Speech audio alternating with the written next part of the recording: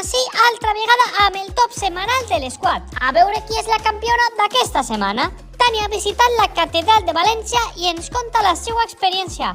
Mare meua, si és gran! Bueno, avui hem vingut a veure la Catedral de València, però hem tingut la sort de trobar-se en el Tribunal de les Aigües, així que anem a veure-ho. Bueno, ja estem dins, el preu és d'1 € si som de la província i anem a veure què n'hi ha per ací. M'ha arribat a l'altar i estic flipant en el cimbori, mireu quina locura. I a més, els frescos que n'hi ha renaixentistes també en l'altar es van descobrir en el 2004. Una cosa que tampoc sabia jo és que així està la làpida d'Ausiàs March. Estem en la Girola, que és la part més antiga de la catedral, encara que està revestida d'un estil neoclàssic. I és especial perquè, a més, es troba així el braç de Sant Vicent Màrtir. I conta la tradició que si estàs embarassat pegues 9 voltes a la catedral i li resis una oració, el part anirà superbé. Així podem veure l'evolució de la catedral al llarg del temps. Una part de la catedral és l'excavació arqueològica, antes hi havia cementaris, sí. I ara sí, estem en la joia de la catedral, estem en la capilla del Sant Cali, que és el que supostament es va utilitzar en l'últim sopar. Bueno, ja hem acabat la nostra visita per la catedral i vos recomano moltíssim vindre a veure-la perquè n'hi ha molts estils diferents, una experiència molt enriquidora. Si esteu en el vostre període lector, Joan vos porta 3 llibres relacionats amb les falles.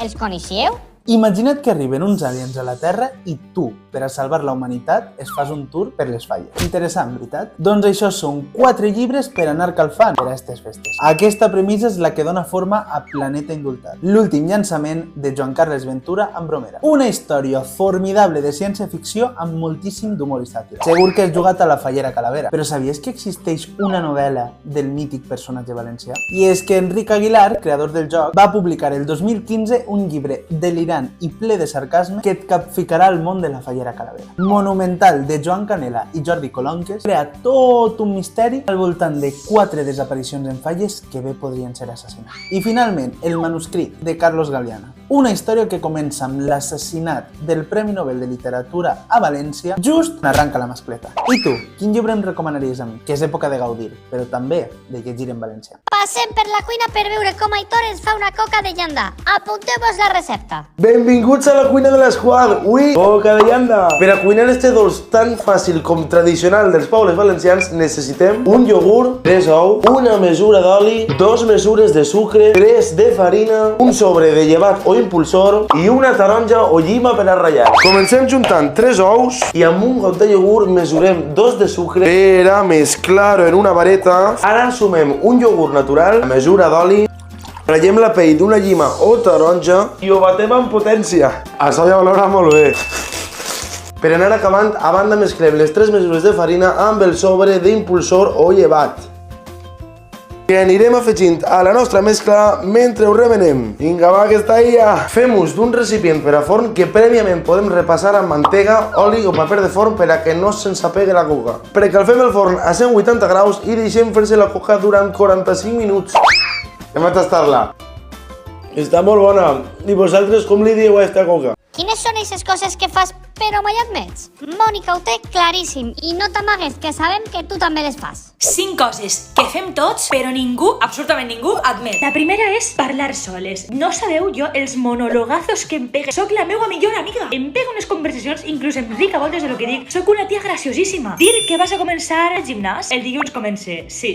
A què? A dormir una horeta més, perquè altra cosa no vas a fer, amor. Ordenar la famosa cadira plena de roba que tenim tot el món en la nostra habitació. Va amuntonant-se, que estàs començant a fer-hi competència a l'Everest. Avui no, avui la tinc ordenada. Per com que tens en classe, però estàs pensant en la mismíssima lluna, jo estic en classe, fent aixina com que tenc, sí, clar, sí. En realitat estic rient-me de la meravellosa vida que tinc i de lo bé que m'ho he passat jo. Per últim, portar els estudis al dia. Arriba setembre i tu dius, este any vaig a començar la setmana que ve. Després arriba gener i has estudiat una unitat de 0 moments. No vas a tindre-ho al dia mai. Em porti dient això. Si tinc 24 anys, 24 anys. I no ha passat en ninguno dels 24. Atrediu-vos a confessar que també ho feu als comentaris. Alba i la seua àvia queden subcampiones de la setmana. Amb aquestes expressions valencianes, la saviesa és poder. Avui vos contem 5 expressions valencianes. Segona part. Abuela, tinc un treball nou, però no paguen ni 5 € l'hora. Pues passaràs més fam que un mestre d'escola. Això què vol dir? Antes, els mestres cobraven molt poquet, ara, per sort, estan molt ben considerats. Abuela, l'altre dia vas veure l'abuelo supermudat que no pareixia ell. Anem a celebrar la noche de los enamorados. Vestits a un bastó i pareixeran varó. Mira, abuela, vaig a baixar les escales de 3 en 3. No facis tonteries,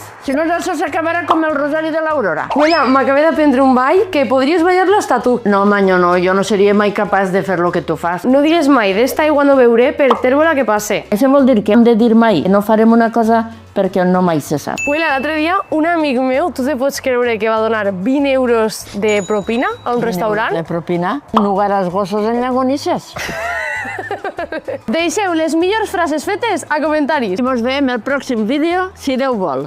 A Pitxat guanya la setmana amb un tutorial de com no pegar-li foc a un petard. S'ha quedat passat per aigua. Com no pegar-li foc a un petard? No sempre que plou tant, ara que he de fer este vídeo. A l'hora de llançar un petard no hem d'agafar carrerilla així amb el braç, ens pot explotar en esta posició. Altra cosa que no hem de fer és això, perquè que explote el petarde, però que explote la botella no. I ale, anem a veure com explotaris la botella. Ara imagineu que no explota. Tu vas a fer així, el llances i no explota. No vaig a per ell, perquè pot explotar. S'està posant a ploure encara més. Que no falla. Si ja falles, ja pluja. Això per què? Que no ho entenc. Altra cosa que no s'ha de fer és ficar petards dins d'una claveguera, que jo no sé el que pot passar. Res bo. No ho feu. Està fatal. Una demostració de com jo explotaria un petard. Ai! Tot banyat, he acabat per a fer el vídeo este. Primer, per a unes bones falles, que no ploga. Està bé, no? I un últim consell. No pegueu foc a petards a l'hora de la becaeta. Hem de dormir alguns. De fet, ara que ho pense, jo sí que he pegat foc a petards.